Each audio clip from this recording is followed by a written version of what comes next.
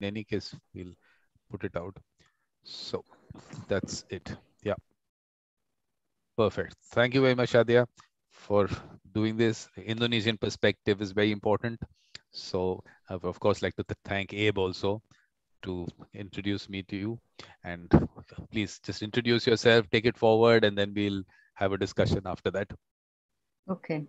Well, thank you very much for giving me this opportunity, Mr. Vikram. And I'm based in Banda Aceh, Indonesia. My name is Shadia Marhaban. I work as a mediator, but before working as a mediator, I took part in different processes. If you don't know Indonesia, I live in Aceh, which is in the northern tip of Sumatra, where there was more than 30 years of separatist conflict between the government of Indonesia and Aceh. So I grew up by watching conflict in a daily basis. I grew up understanding that conflict is normal. And I also grew up understanding that injustice is tolerable or normal in the sense that you could uh, accept that. So that's how I grew up. And of course, I realized that later in my life that there is certain things that you have to understand and you have to focus as a human being, is that the injustice is not normal and it's not okay. And also conflict is not normal. So from then on, I learned that I want to be giving more to the community. I want to give more, not only to Aceh, but for Indonesia and also for the world. That's my goal. That's my dream. So when people ask me, can you talk about Indonesia? So I'm thinking, where should I start? Indonesia is a huge country. We are talking about 270 million nearly population. And we have about 14,500 islands. We have hundreds of ethnic groups and languages, from food to culture to dances, everything. So everything is so unique. Everything is big in Indonesia. So when you think of a space, you think of a big space. That's Indonesia. Majority people are Muslim, but there are other religion as well. We have Christian with different denominations, Catholic, Protestant, and others. And we do have a small Buddhist and Hindu community. We also have Confucians, and that all of those 6 religions are protected in our constitution. So when we talk about mediation, being a huge country, very diverse, long colonized by the Dutch for about 350 years. So when we talk about mediation, we talk about different perspective and also different interpretation. How people interpret mediation in one island to another, it's different. Harmony is very important. As we all know, the culture in Southeast Asia, maybe we inherited this from our, generations of building harmony society, feeling comfortable with one another. And there are some aspects of religion, of course, being a majority Muslim country. Of course, there are aspects that are rooted in the Islamic teaching in Indonesia, though this is not applied to all islands, but majority islands are Muslims. And also different forms of restorative justice. There are different kinds of restorative justice. Trust building in the community and how people understanding trust. So that's when we talk about Indonesia. We talk about a huge place, diverse, and lots of perspective and lots of interpretation. And also, which I think a little bit unique with respect of elderly. So I can give you an example. If we are in a meeting and we allow the older person first to speak, that is also some form of respect.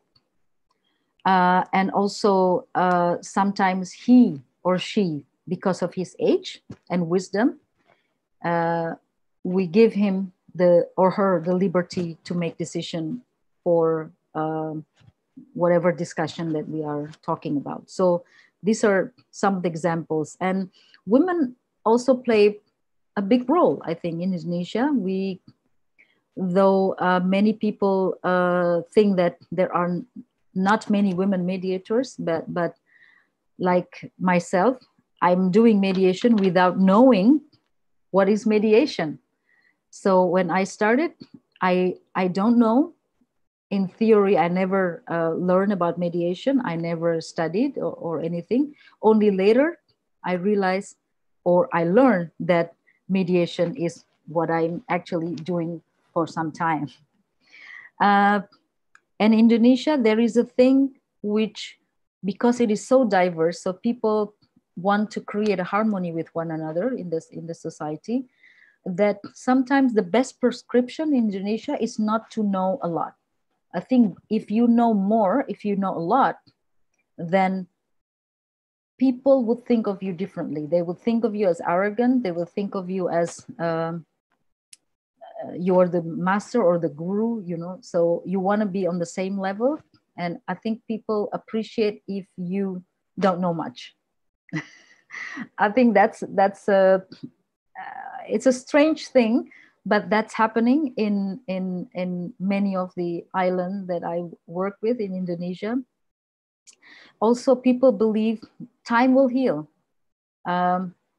People like to dilly-dally things just to get the problem solved by itself. And sometimes it is strange, but I learned when I was at Harvard. I studied also about conflict, and I learned that many actually of the mediation strategy use a lot of teaching from Asia and also from the South Pacific, from Africa, with the Ubuntu concept and harmonization from China, you know, all over from India, with great deal of contribution in mediation. And also time actually is the key, because in the West, when I was in the US or when I was in Europe, they always think everything by time space. But in Indonesia, if you think like that, you'll end up going nowhere. So you have to have some flexibility, you have to let it flow. And at the end, you realize that when you give more time, that they could think they could solve the problem. And people do believe that, you know. I think the trust also come by sometimes, I would say, positive dilly-dallying, because dilly-dallying is not always bad, but sometimes it allows you to think, it allows you to react to something negative. People don't just immediately respond it, you know. So I think that helps actually in terms of preventive diplomacy or prevention to the conflict to be heightened. So sometimes, yes, you need a lot of sabr. Sabr in Arabic means patience. So here, the content of mediation is really sabr, which is patience. And let the conflict solve by itself. I think the community here, when they are not agreeing with one another, sometimes they end up with lots of protests. But if you put the actors together, then they try to look for some common ground. They like to talk about something that makes all of them comfortable, whoever show up in the table. And again, back to the best prescription, not to know a lot. So this will help you to get more information. By not knowing a lot, they will share with you what they feel. And in a culture where long years, hundreds of years of colonization, we have also a way in addressing, expressing our demands or what we want to say or expressing our feelings. For some people in the West, maybe this doesn't occur, you know, because I remember they always say, how do you feel? Well, people in Indonesia have to think for 10 minutes to answer, how do you feel? Because we don't know, because we don't think what feeling. We probably care what others feel after we said something, not about what we feel. We probably worried the other party will be hurt if we said A and B, you know. So the strategy is to trust the process through time and not talking about the issue, but something else related to the issues. And I experienced that many times. If you mediate in an area where, you know, conflict can be, you know, you can start a conflict, you know, you realize that you have to talk about something else. You can't talk directly about that specific issue. And I think this is the way how people think about mediation. I work as a mediator, not as a family mediator or as a mediator that are working in the community, but I work mostly in peace and conflict mediation, which is different. So when I work in the community, I have to be a different person. I have to be with them. I have to be like them. So to go native in the anthropological terms, to go native like the people, is very important. And you have to dive in to really their understanding, even though you don't know a lot, but you have to show you care. For example, what they eat, simple thing, what they drink, what they like, asking questions about children, about, you know, small things about, you know, how's your day and things like that. So it is actually quite relaxed, and relax is also the key in Indonesia, where people dilly-dallying things. It's also, it's a form of relaxing themselves, believing that the conflict will go away because of the time, and also relaxing themselves because they could think more. On the analytical part, I would say it's not so high. Maybe if we compare with America or with Europe, where we think with more analytical, you know, this and that.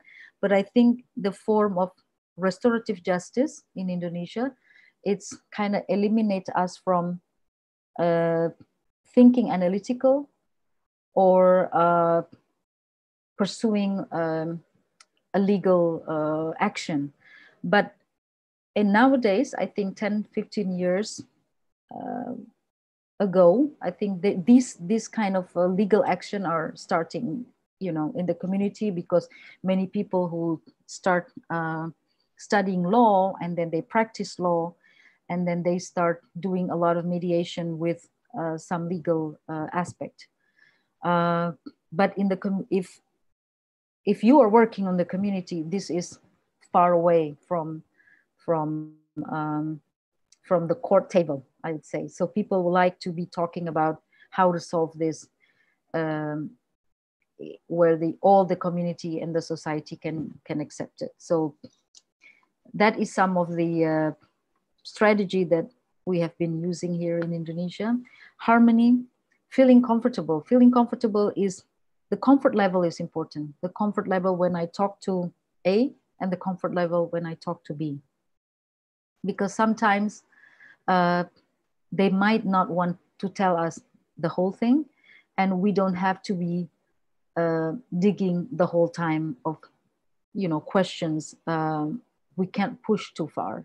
So we realize where when they don't want to talk about it, we stop and we pause and we wait and we start again, you know, buying time. And also using some element of religion to forgive, in Christianity, in Islam, in Hinduism or Buddhism, there are some aspects of forgiveness. And sometimes we could use this as well to eliminate the anger.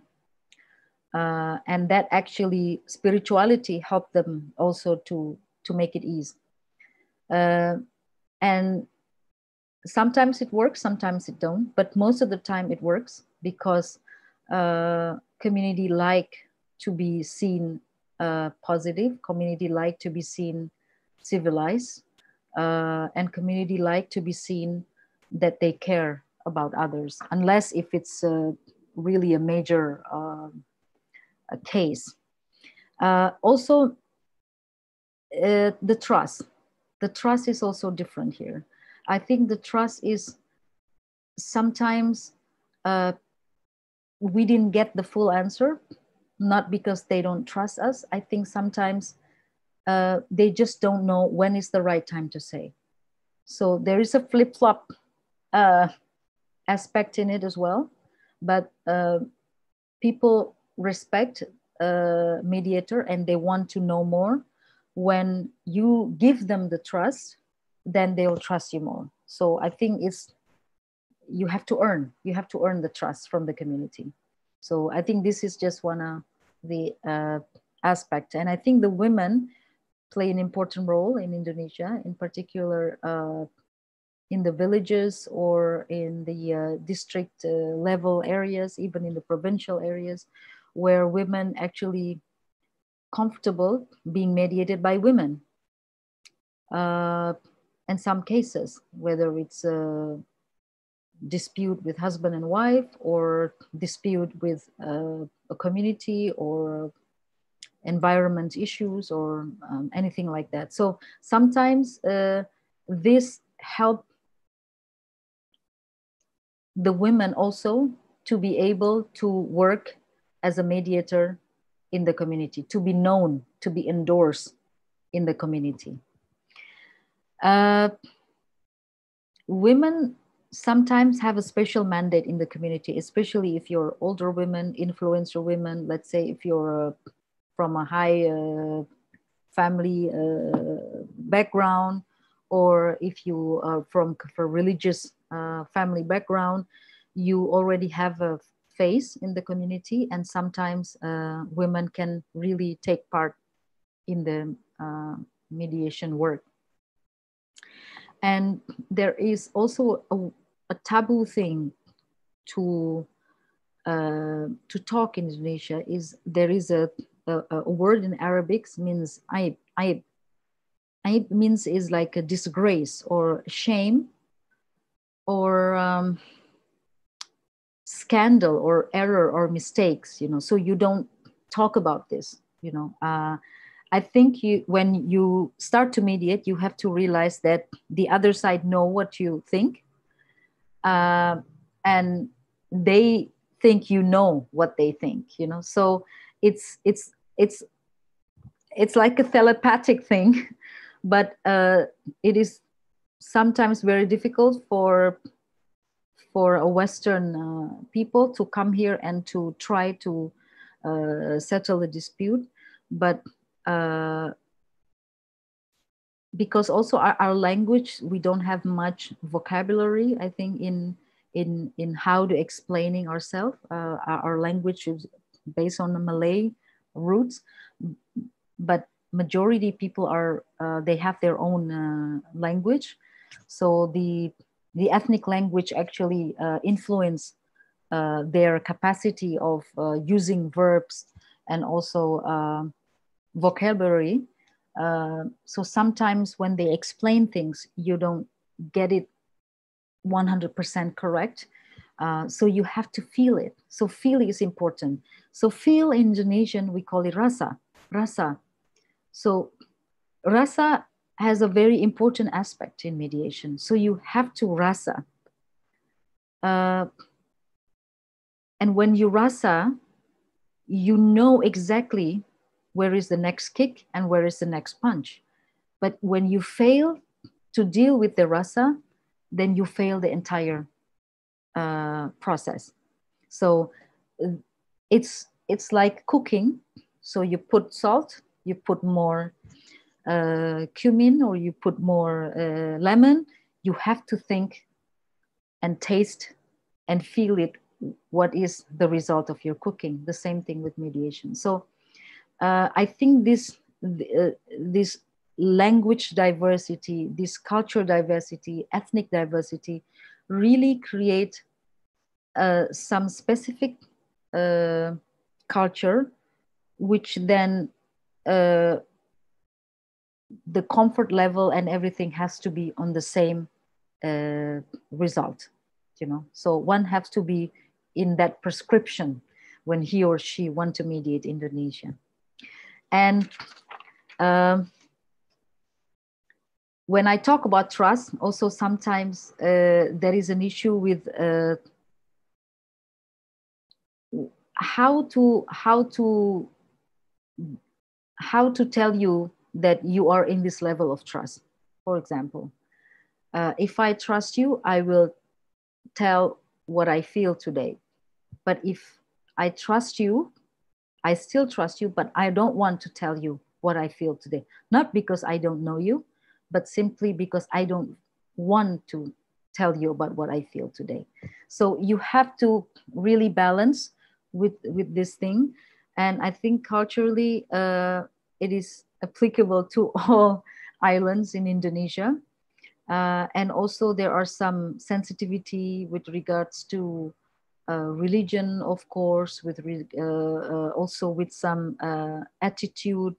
But I think if you start by respecting the elders, if you start by respecting the community, especially if you know how to speak the language, even 2 or 3 words, that really, really helps you in dealing with mediation in Indonesia. And also,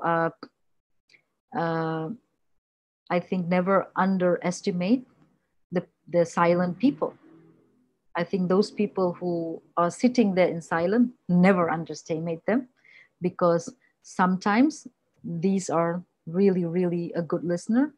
And the reason they don't talk is because first they want to listen and comment at the end, because usually they commented at the end and they like to give us a certain presentation that is not the same with others. So yeah, I guess that's my experience. I don't work a lot mediation in Indonesia, but I work in different countries as Indonesian. I work in different parts of the world. I work in Nepal. I work in South Thailand, in the Philippines. I spent years in the Philippines.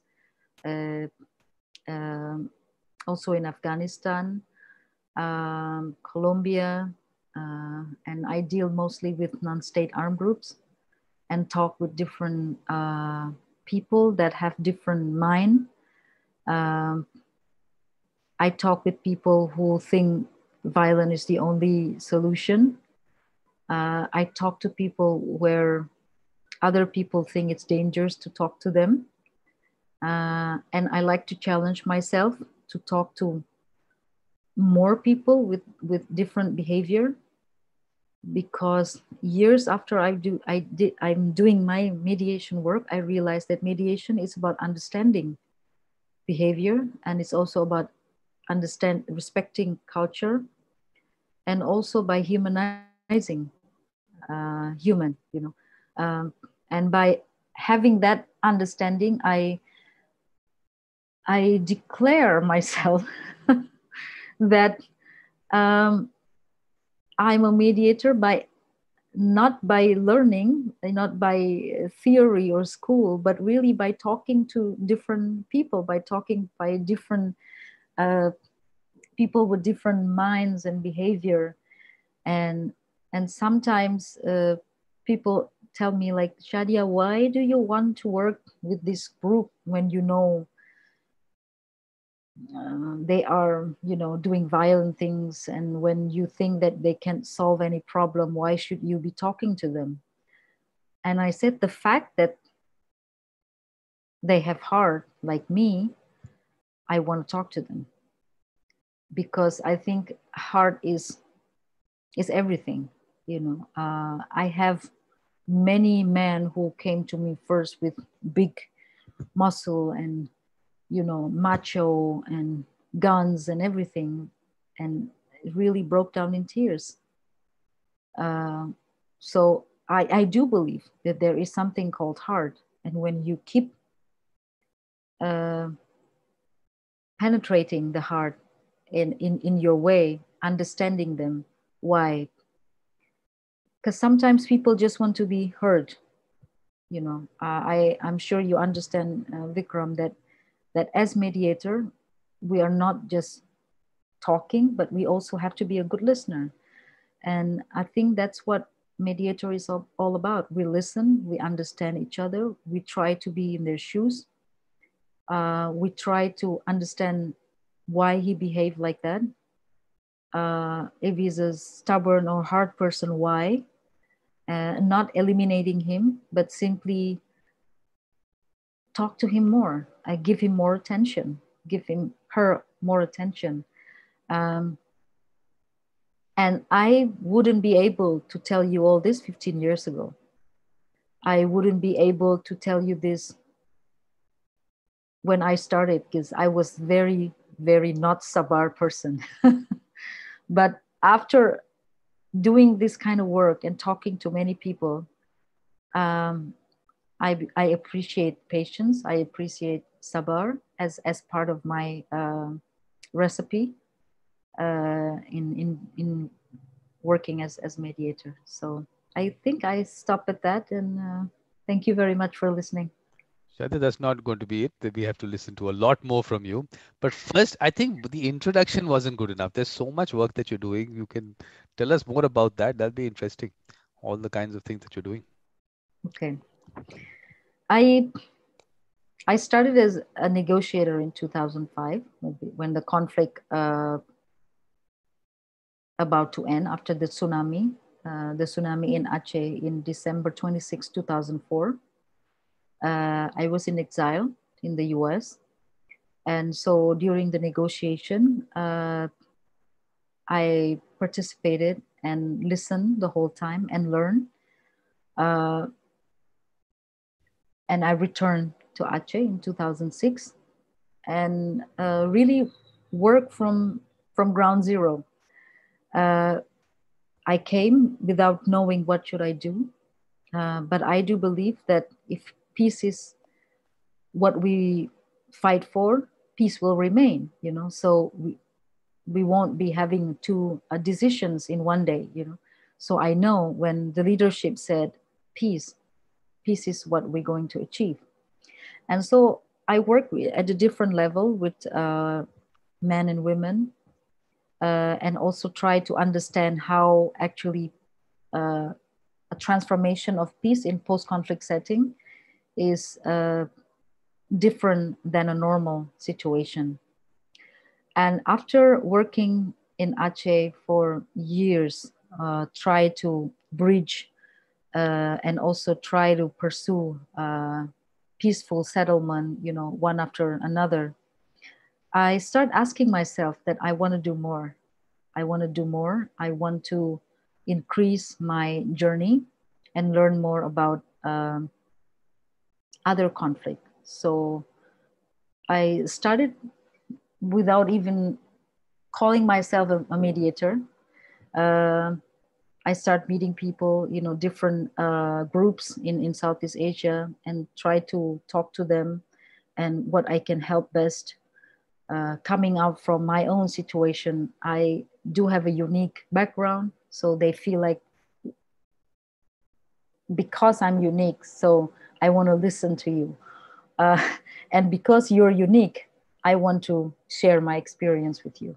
So those are just the understanding uh, my foundational work in the beginning. And then, of course, I start to, go further working with different organizations. For example, when I was in Nepal, I was advising, different groups and talking to a lot of ex-Maoist rebel, in particular women movement. And the choice of words also is important, because some people don't want to be called rebel. Some people want to be called freedom fighters. Some want to be called, the names from the group. So I learned that the choice of words in mediation and also in negotiation is important. As much as you appreciate the people, you have to be choosing the words properly. And I spent sometimes there and also in Cameroon and also in not spending time in Cameroon, but talking to different actors of Cameroon conflict actors. Colombia, I participated first, I think it was in Havana, when they held a conference before the signing of the peace agreement. As a woman who actually been through part of a revolution and also peace and becoming a mediator, so they want to talk to me. So I share my experience to these mostly women combatants of, FARC rebels, the Maoist rebels, and also different groups. And there was always a learning moment for both of us, and they learn and I learn, and I use that moment of learning as also part of me growing up, part of me maturing, so to speak, to become a mediator. And also, like a pilot, when people say you're a good pilot, you have to fly in certain hours, the same thing with mediation. So there are some hours that you have to really work and spend time. So my father always said that no matter what you do, no matter where you are, just be humble and be who you are. And so I use that philosophy wherever I go.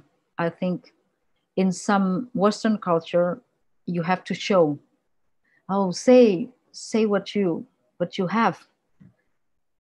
But in our culture, it's the opposite.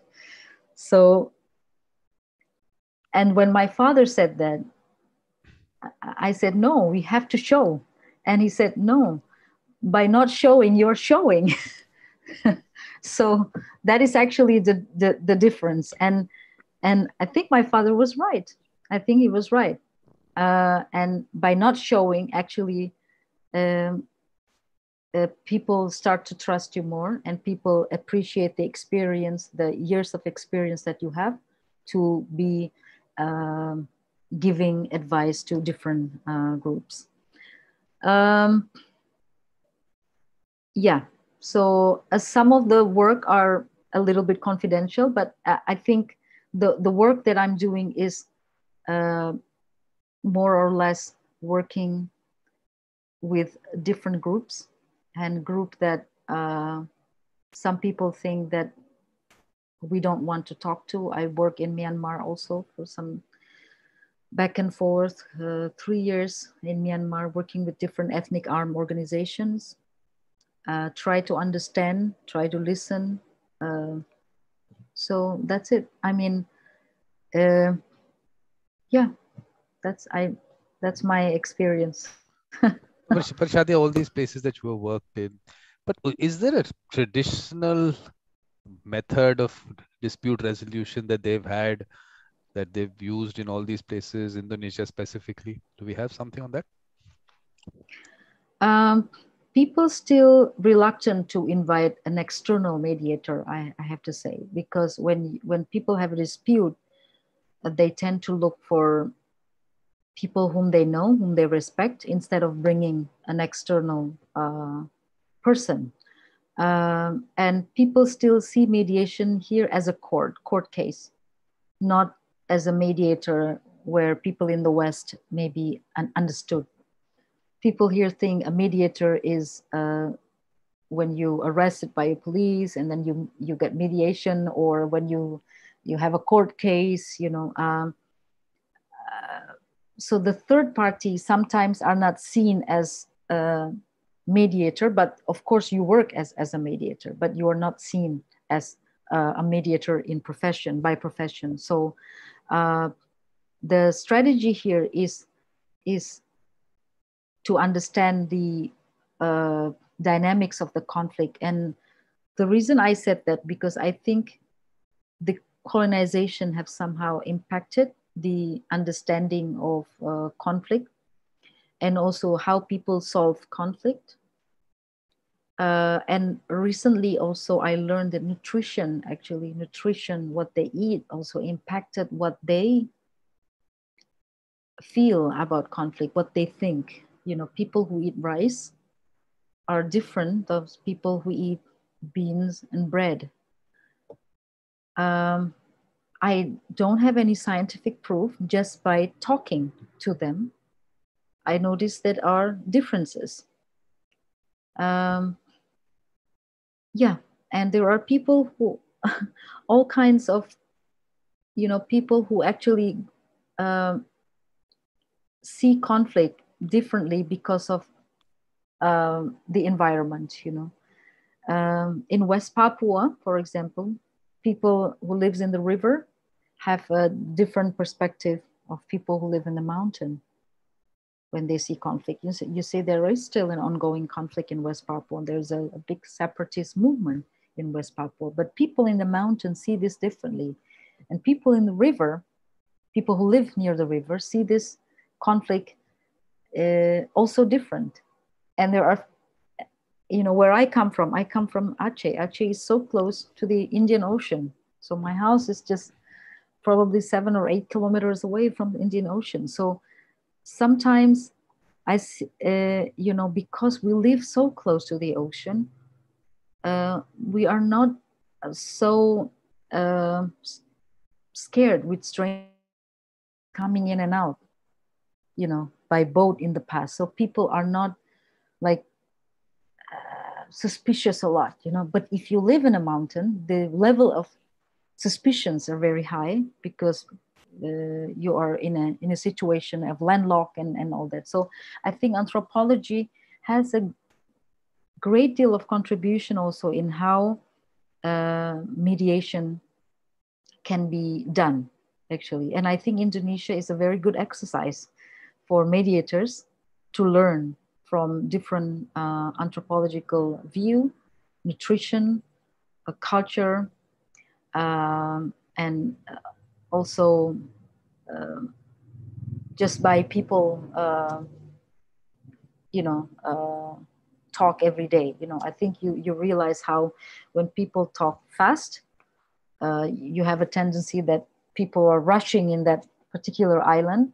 But some places where they are so relaxed, soft-spoken people, they also have a very different way of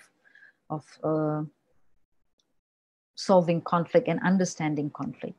So I don't have any theory for this, Vikram, to be honest. I think that is just based on my 15 years of experience hopping around the island in Indonesia and also other parts of the world. But there is one connection on top of that, is actually the heart. The heart is the same. What about the souls? Shadia, the soul also. Yeah, there is an element of that. You want me to touch the soul as well? Yes. Yeah. Okay. I think there is an aspect of soul that is quite important, I think, in mediation. Sometimes, I met people, if I work with this kind of man, sometimes with guns, and people said, but how do you talk to them? How do you start? How do you even start? I said, just like you start. And I said, the problem for you to understand is because you have already a prejudice of them. So that's why you raise that question. But I don't have that. So when I go to them, I will be like them. understanding them before I start a conversation. I didn't ask about what's your issue, what's your problem, why can't you just sign the peace agreement, why can't you just sign the deal of the ceasefire. They slap me and then I go, and then that's the end of it, you know. So the only way to go through to this kind of situation is by understanding, by respecting their history, and also understanding, you know, why this all come to at this point. And the soul actually play a great role in my talking to them, is really invest in time, Vikram. Invest a lot in time. When people said, I will go 2 weeks there and to try to mediate in Myanmar, I was like, oh my God, you know, I go back and forth for 3 years. You know, I feel like I still don't know them. I still don't know them. So sometimes when people have this confidence, I don't know. You know, I simply don't have that, because not that I doubt, but I think I don't have that level of understanding yet. You know, so when I talk to them, humanize them. The first thing, eye level, humanize them. Try to understand their situation, and always believe that their situation is unique. I think by addressing that situation, I can reflect also. I said, I am with you. I can hear you, because I also experience this. I also experience life as a refugees, in exiled, suffering. I understand the suffering. I understand what hurts you. If it's about the sentiment of nationalism, it's even touched me more, because then I can speak with him. If it's about human rights, it's immediately connected with me, because it resonates to what I experienced in the past. So yeah, so talk to them, and sometimes they invite me, you know, to the family dinner, invite me to all sorts of talks and discussion, not only about doing mediation, you know, and I think the fact that try to break the ice, I think that's the best part. Work as a mediator is not when you mediate, actually when you want to get in, when you want to break in the ice, when you know that you're getting a yes. I think that's uh, the best feeling that I have. But look, this traditional part of it, I'm still interested because first of all, you have, I'm sure, in Sumatra, Java, and of course Bali. There'll be different. I'm sure the structure of the communities, societies might be different. I don't know. You'll tell me that. But I'm still wanting to get a little deeper into the traditional method because this has come out with a lot of sessions that what we call mediation is not what they are doing because, like you said, they are told what to do.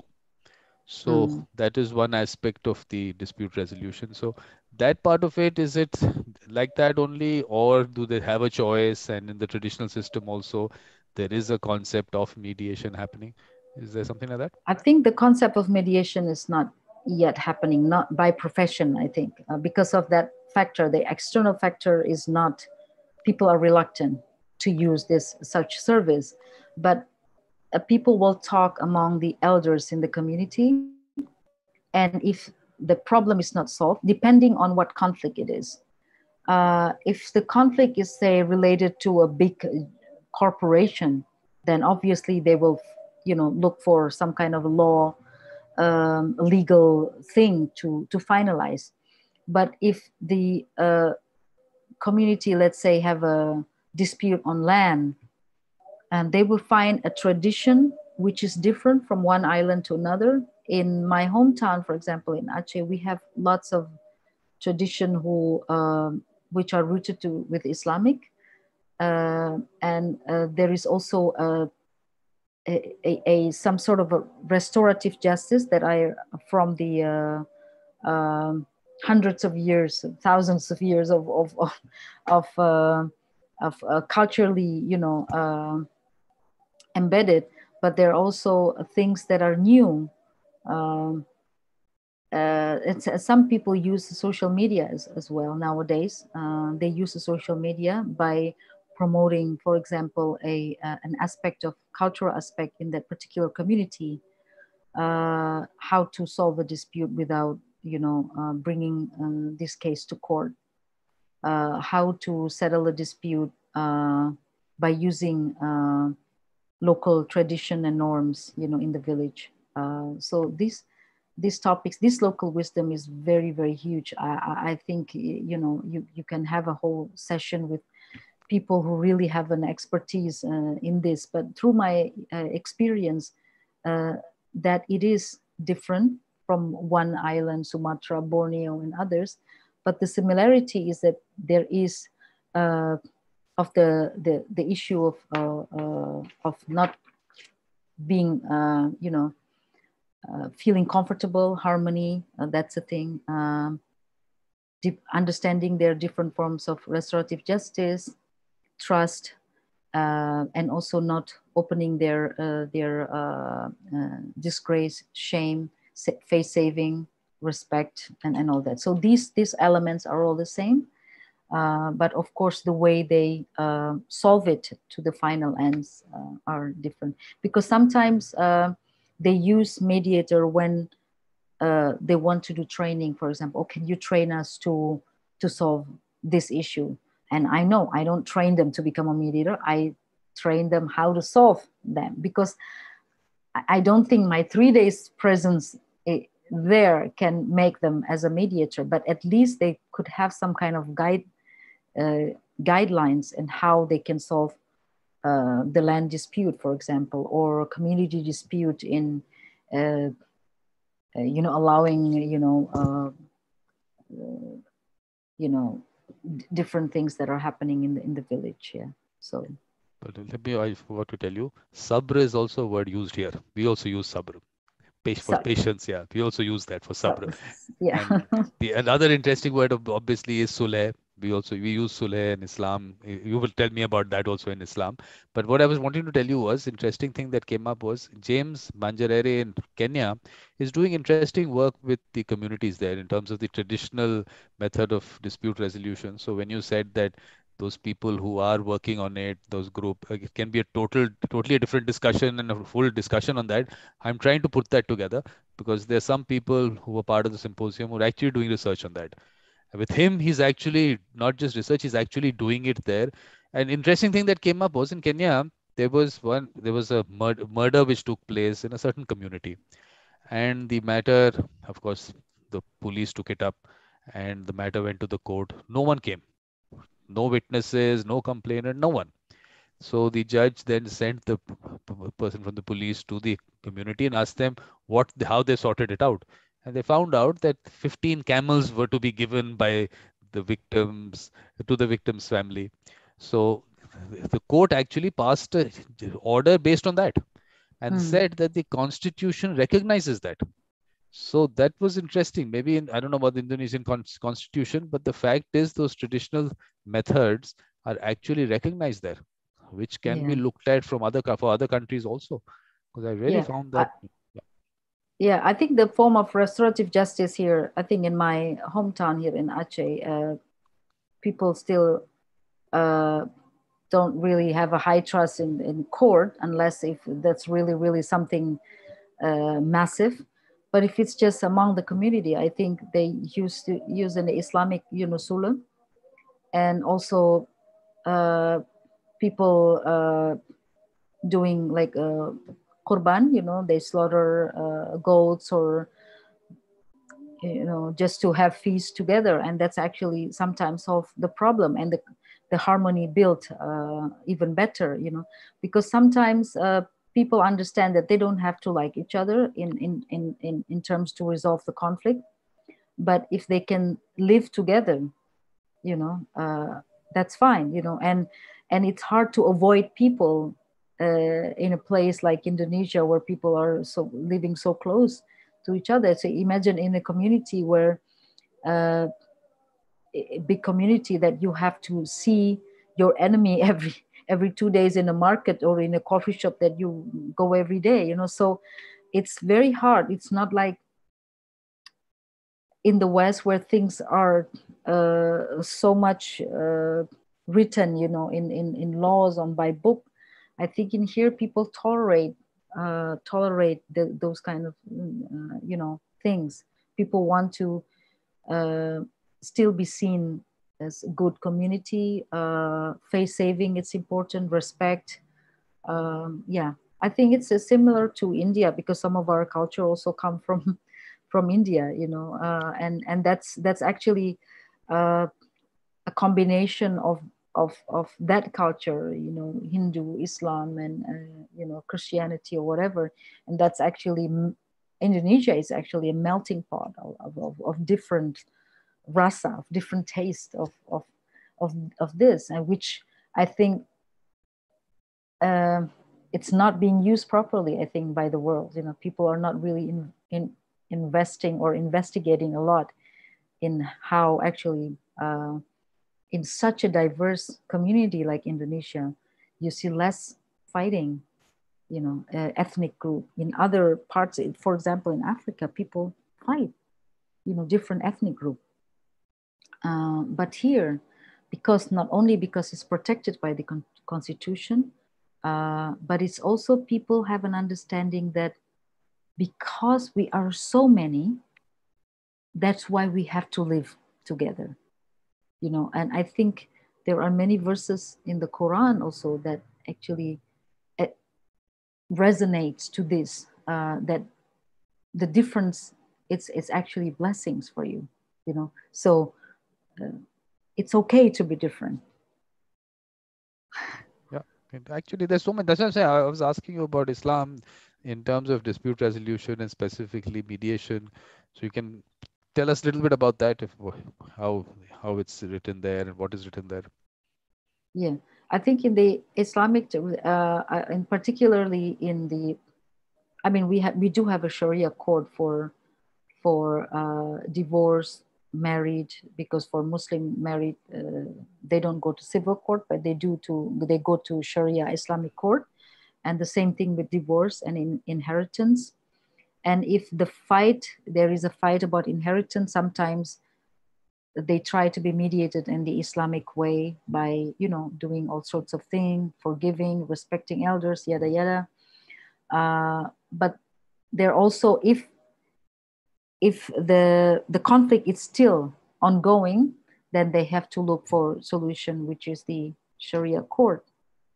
Um, in some cases, I think people try not to be, you know, fighting in public, you know, in terms of if you're coming from a family and this family fight with that family, but they try to solve it in a way where they can still be seen as good citizen or good community. Um, in some maybe people think that it is like a fake solution, but sometimes it helps temporarily. Sometimes not all cases has to go into a court dispute. um, yeah, so I'm a big believer actually in restorative justice, because sometimes, you know, if you have a young man start doing crazy thing in the village, you don't want to just punish him, you know. I think there are some elements that you can still educate him. For example, you should ask him to clean the mosque for 30 days, or or fix a broken you know, fence or something, you know. I think there is some teaching element in it as well, and also forgiveness, teaching them how to forgive. And so yeah, I mean, this is still, I think, for people who live in a, you know, Western culture, this is unique, but for us is this is part of our culture. This is part of how the community live day by day. I think the important thing is what has happened is that communities themselves have not survived due to urbanization. So that whole different way that cities have developed. I think that sense of ownership has gone. So the social pressure is gone. So I think everything has gone in a totally different direction, which we need to obviously change Yes. as we go along, because that part of it is definitely affecting a lot of countries where more urbanization has happened. They're affected even more. Indonesia, I don't know exactly what the rural population is. India is still 60% rural. So we still, I think, maybe are handling a lot of our disputes there.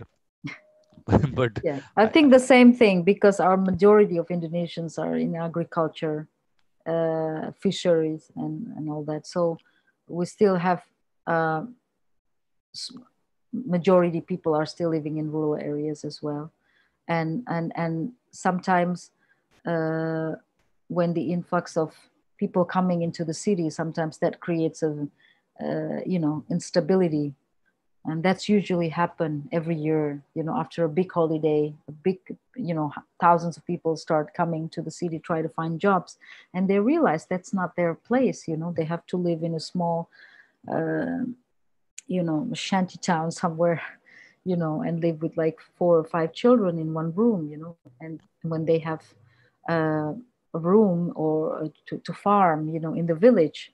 So yeah, people, and also uh, the things that are growing now economically in Indonesia, that many of the islands are also growing, people don't go to the city as a method to find money. The only method to find money is to go to the city. Not anymore. I think people start to appreciate uh, the feeling of being autonomous, in your own region, and you can find uh, you know jobs or small businesses, and I'm proud to say that Indonesians are traders, so we like to trade, we like um, to do business, so that's why entrepreneurs are growing here. Young people are doing a lot of going into entrepreneurs, and I think that's a way. When you have this trading culture, I think people will have more um, sense of ownership, being in your own land, yeah, whether in Sumatra or somewhere else. because like you said, the quality of life that you would get in a village and what you would get in that small little room in some congested part of the city, very different. I think the only thing is that the opportunities have to be created. Maybe people have to create those opportunities. But there was a Exactly. concept that Mahatma Gandhi had written. I haven't look. I don't read books, so I haven't been able to read it. I keep talking about it. He was talking about self-sufficiency of villages. So he felt that the villages themselves should become self-sufficient, and that was so many years back. He was talking about it because a lot of things go around it. I mean, the fact that once you move out of those villages, the whole concept of community goes. So a lot of things. I mean, dispute resolution is one aspect of it, which definitely gets affected because maybe respect for elders goes because you've gone out and maybe you've looked at things differently. Materialism starts coming in, so a lot of things start breaking up there. So whether that can happen or not, how much that will happen, I don't know, but we'll have to look at that. Yeah, I Which, think things are happening like in all parts of the world, and especially now with the social media, things are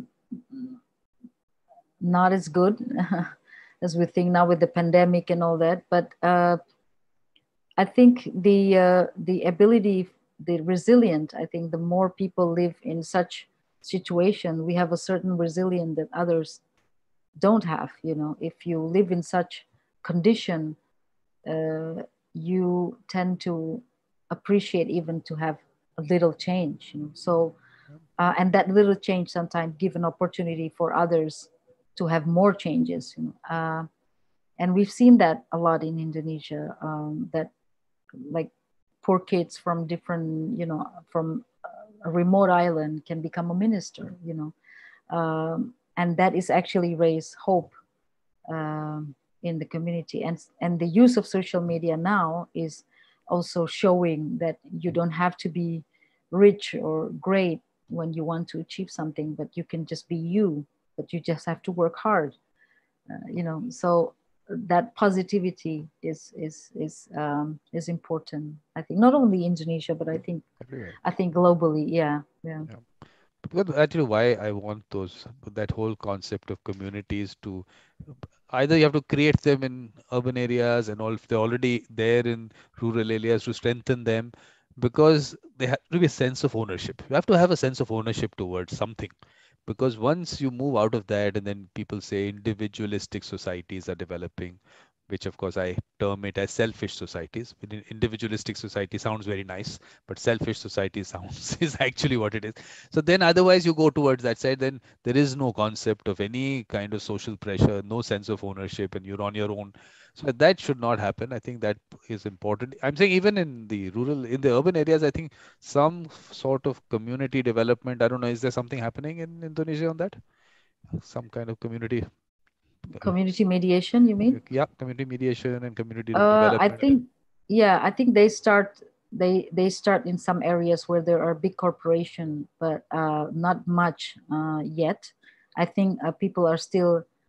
This is going to be a big business, I think, in Indonesia for community mediation and for those who train mediation, because big corporation are start building their companies all over, and also sometimes it affected the environment of that particular place, the water quality, the air pollution, education and whatnot. So everything is affected. So a lot of people are now looking into this possibility of working with on community mediation, but I don't know how far that has been actually applied by the government. I think government also needs to be educated on it, on mediation, because sometimes government think that mediators are um, the same, or mediators are like that, you know.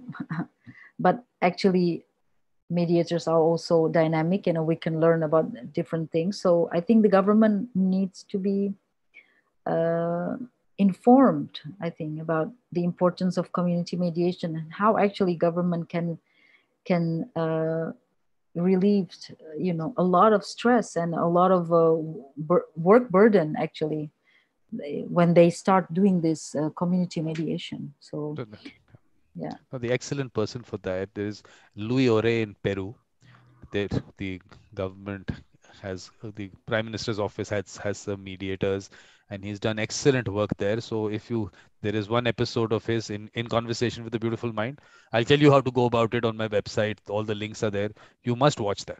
He's Okay. doing excellent work there, and then there the good thing is that I actually doing this whole hybrid kind of thing that the community might be in a stadium, some government officials will be on video, and they create that whole thing there, and they're doing excellent work.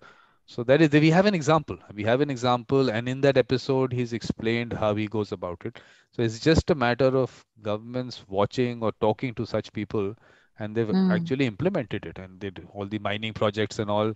They're actually going down there and doing that in remote places, remote parts. He said, "Look, there's no way of getting there. You have to take a private aircraft and go there."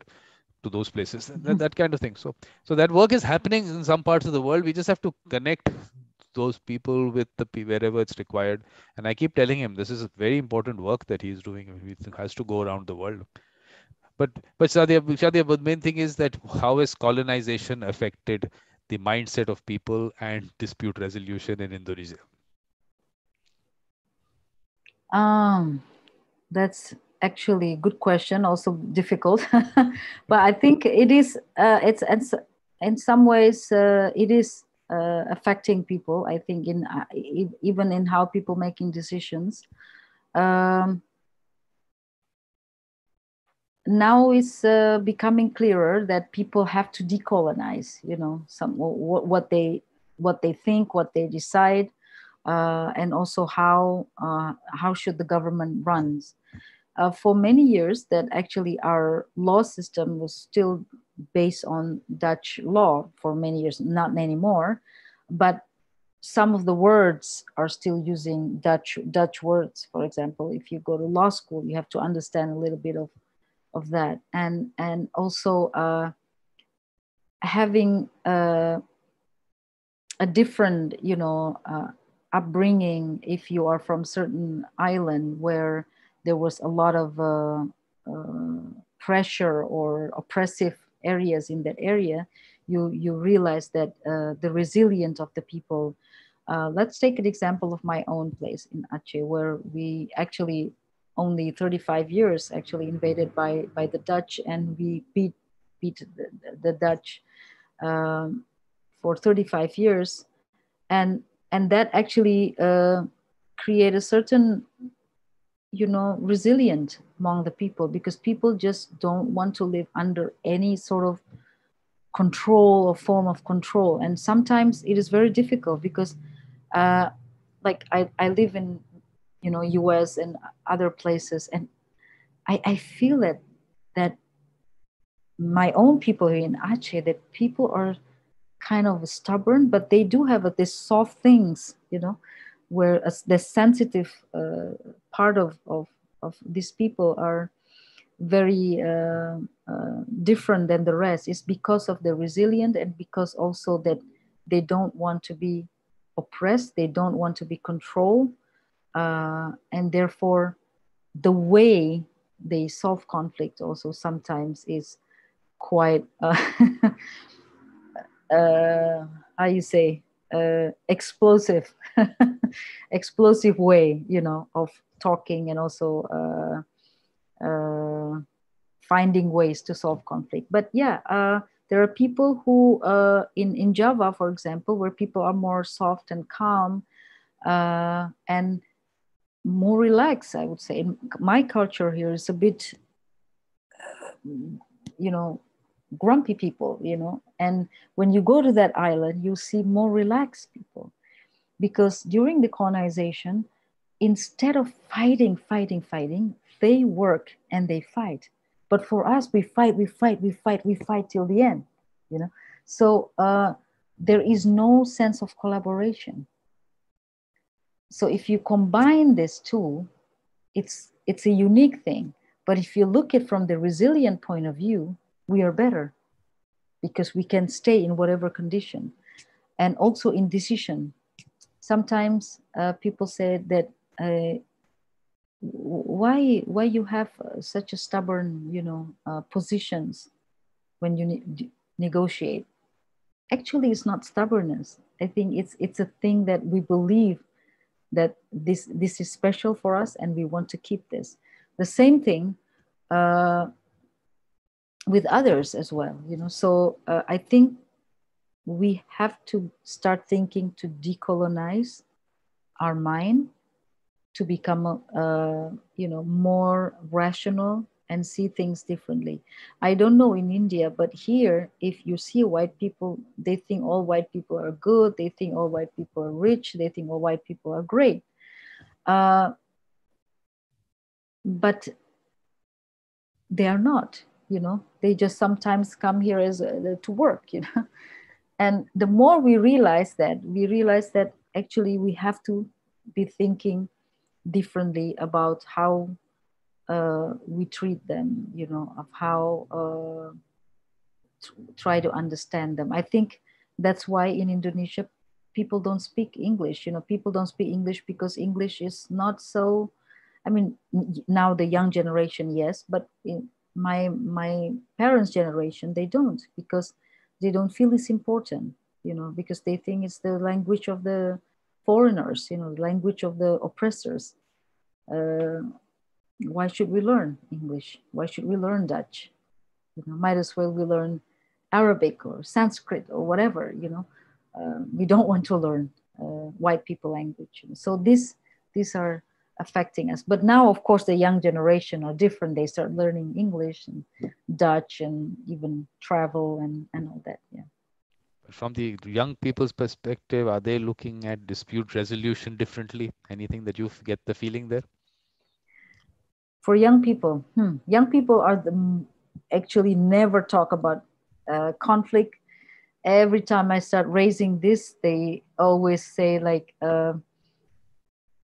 but we don't want conflict. We want, anyway, it's a unique thing. But I think young people do have a big portion of potential mediators in the future. And I wonder sometimes why there is no Asian methodology, be it from India, Indonesia, Japan, or China, or elsewhere, a methodology that actually being used, that we use, from our local wisdom, from our uh, culture.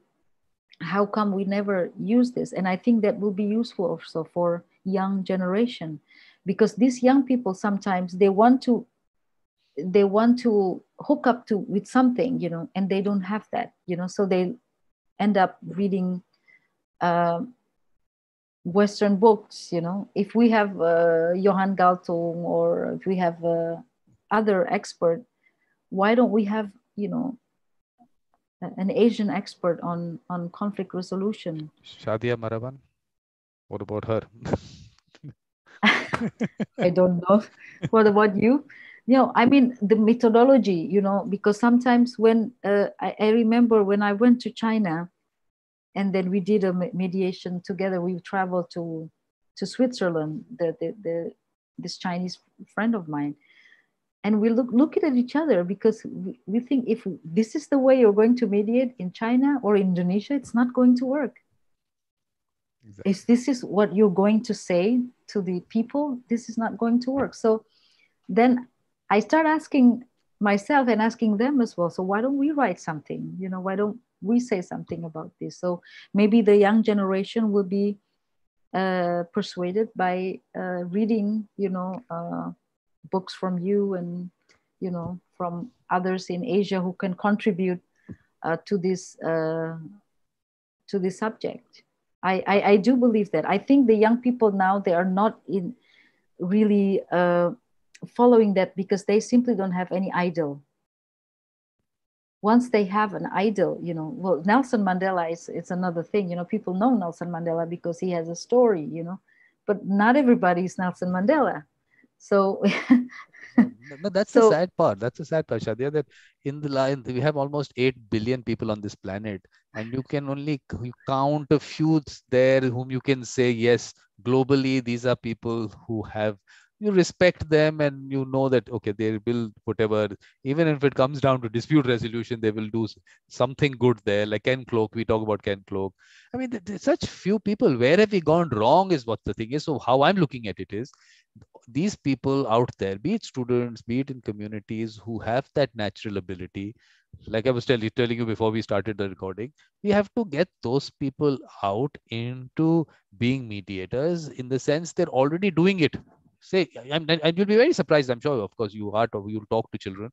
They'll tell you everything about mediation. They're doing it. They don't know the word, but yeah, they're actually doing it. There is one child in that group whom they go to, or the child comes in and talks to them, listens to them, and actually works with them to resolve the dispute. It's all happening there. For some reason, we believe that no, we have to throw something, pick up a box, and give it to them, and then they have to work around that box. I feel that the whole concept has gone wrong somewhere, and for that reason, mediation is not at the level it should be. So the right people who are already trusted, they're not out there in the profession. First of all, is it a profession? Has it been even developed as a profession? Can actually people make a livelihood out of it, and how many can?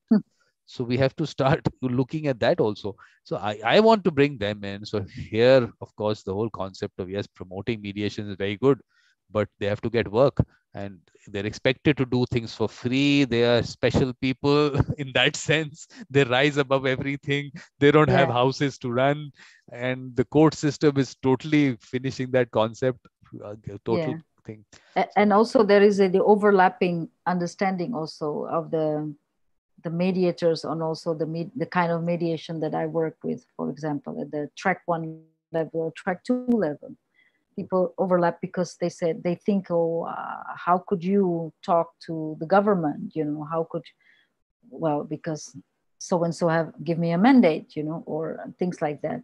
And sometimes people misunderstood between peace builders and mediators. I got that all the time. When I work in the Philippines, they think I'm an activist. They think I'm an activist. I didn't say anything, but because I think that's the understanding of the majority of people, that you're peace builders, you're a mediator, you're a mediator, you're peace builders. In particular, the understanding from the women perspective, now there is this UN resolution 1325 on women, peace and security. I don't know if you're aware of that, but there has been this whole hoo-ha around the world that has to, increasing women participation, increasing women.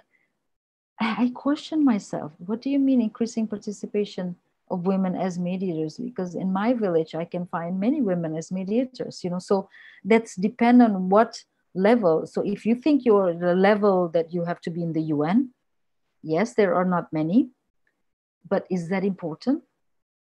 That's number one question. If it's important, I think men and women are the same, because both have to have a mandate from the government, whoever. Like, for example, if I want to work in Colombia, the Colombian government have to be, give me permission to work there.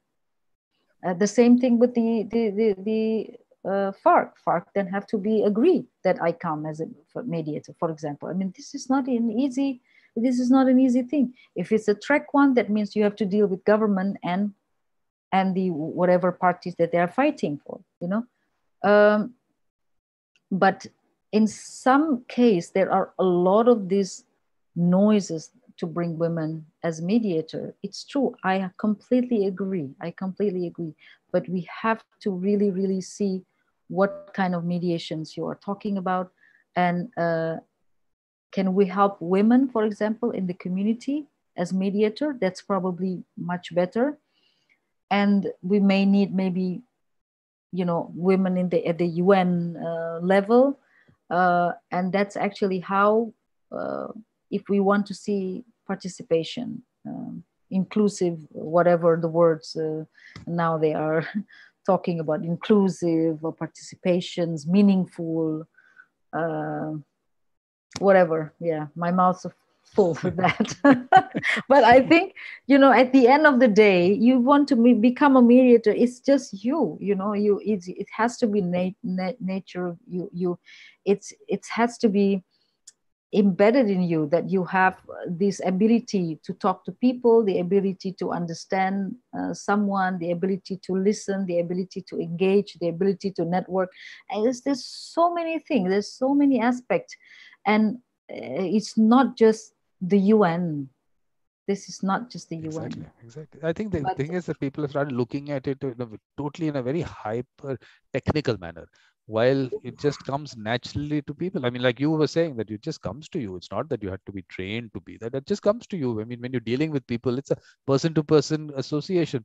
How you connect, like you were saying, you connect to the heart. I'm saying connect to the soul. That is the connection you have to make. You can't train someone to do that.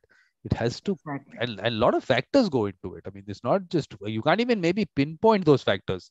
It just comes as a package, and the person just starts off and is not thinking about it also. It's not think, oh, now I'm doing mediation. No, you're just creating connections. You're just taking people along with you and just understanding them. So I think people are making it too technical a thing, and I think Too that's where it's technical. going wrong. Yeah, they're going Yeah. wrongs there. I think this is not one of those things. They keep that technical thing for other things, but here it's not at all that.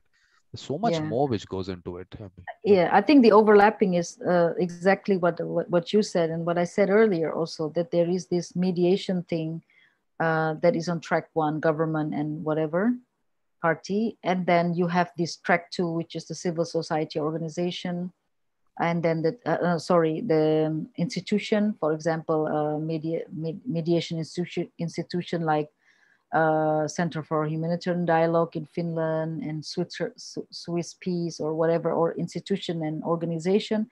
And the third track is the civil society organization. And sometimes civil society organization also act as mediator. So in conflict. And I think this overlapping of understanding, what you are trying to build here is actually the personality of a mediator, Yes. which sometimes people don't understand this, because they look at mediator as a profession to fix a problem. Like, so we are like midwife, when things emergency coming, call the midwife and then deliver the baby. So that's how people understood this work. Yeah.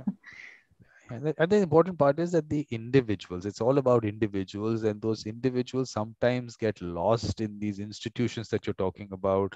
They get lost. It's all about those individuals. I'm saying institution, there's no concept of, the people even say that so and so country can mediate in this matter. So how do countries mediate? Individuals mediate. So we have to bring out those individuals in the world. And that's what I'm trying to do. From in my work also, whatever I'm doing, I'm keeping this focus that I am an individual. I use a lot of I, me, myself on my website to make it clear. Look, this is not an institution. We're not trying to put something together. Just wanting to highlight individuals who are all over the world who are doing excellent work.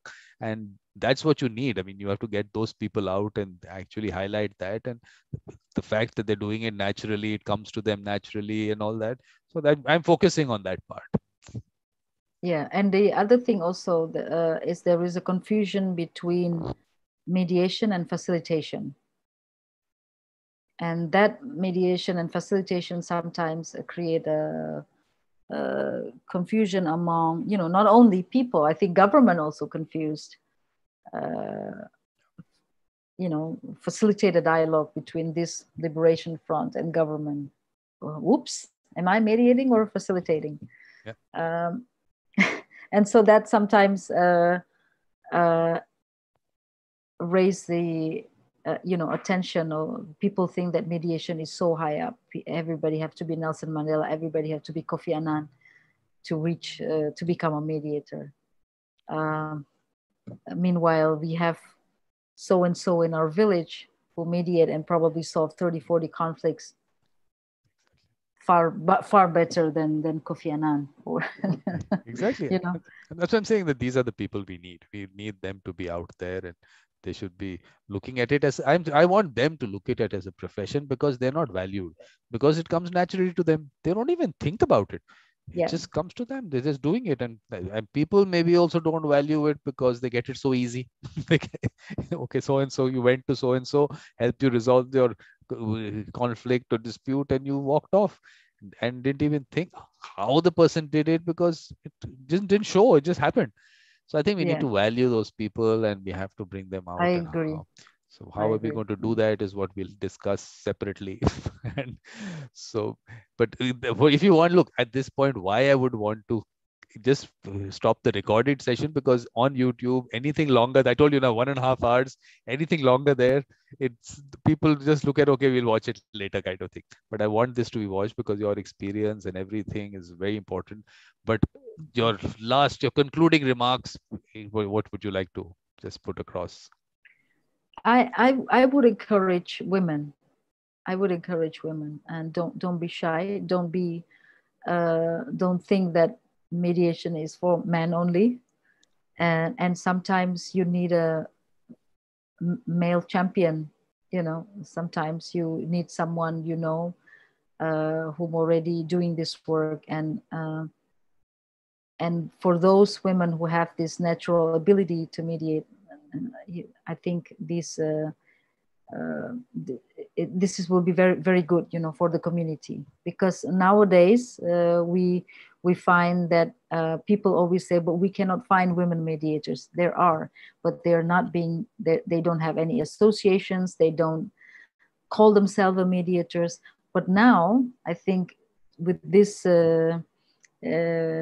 event, the symposium, I would encourage, women to really go out there and to be really a little bit of outspoken, to say that you are a mediator. So look, we have lots of them, and I'm telling you. Yes, for sure, but hidden somewhere. Yeah. No, but I tell you one thing, but I've been talking about mediation and this natural ability. I keep saying that it's like in terms of a dispute and these parties, they're like a baby coming into the arms of a mother. The mediator is like a mother. It just comes naturally to you when that baby comes to you. So Exactly. mothers will be very good at doing the mediation because they themselves have that natural ability to take it forward. So I think we just have to tell them that you have it. I think that is what that confidence has to go. And this whole technical aspect of it, they should not get this feeling that, oh, This is not Yeah. mediation what we do. There is some other thing happening in the world which is mediation, and we are far removed from it. I think that is what that the message through the symposium was supposed to be. That's what it's supposed to be. That it is that word is not what you need to know. That process is what you are doing, and it's happening all over. So I think, but interesting thing, Shadia, came out was that what you eat affects how you your It's conflicts the- and your disputes. That's very interesting. I think that needs work. in decision making, I think whether you fast decide or I noticed that in years of my work in different parts of the world. Very Um, interesting. That's very interesting. yeah, it's. I think there's some sort of probably in the nutrition, that send this message to your brain. I'm not an expert on this, but it says a lot. Food that are constipate you more, you tend to be more, you know, grumpier, than food that are actually sort of calms you. Meat eater with non-meat eaters, you can tell the difference already. Uh, and also some of the aspect of the nutritive aspect. I do believe that it impacted the brain at some point in decision making, in the perspective of understanding conflict, and also how to solve conflict, because behavior, nutrition affected behavior as well, and Yeah. and it's also impacted your brain, probably not the soul but the brain in somehow. uh, Yeah. Which means that the certain food has traveled to various parts of the world. It wasn't natural to some places, but it was carried from one place to the other. Let's look at that also. Maybe that has carried a yeah, lot of things with it. Could be. yeah, it's true. The journey of spices, I think it has an impact on our ability. I come from Aceh, which food is a lot of spices here, and some other parts of Indonesia, you just use less spices. So uh, I noticed just from the behavior. I noticed from the way they decide things and quickly, or oh, okay. So just by learning through this experience. But yeah, I would love to do a research, maybe a small research on this. Yeah, That would be interesting. Yeah. very interesting. And then also the fact that where you live, that was also interesting. Yeah. Yeah. I think damn good. I think we have very interesting research coming. So thank you very much, Adia. And nice of you to do this. This was really important. We needed something from Indonesian perspective. We got that. So I'll just stop the recording at the live stream and then we'll just have a chat. One sec. Thank you. Thank you once again for giving me Thank the you. time. Thank you,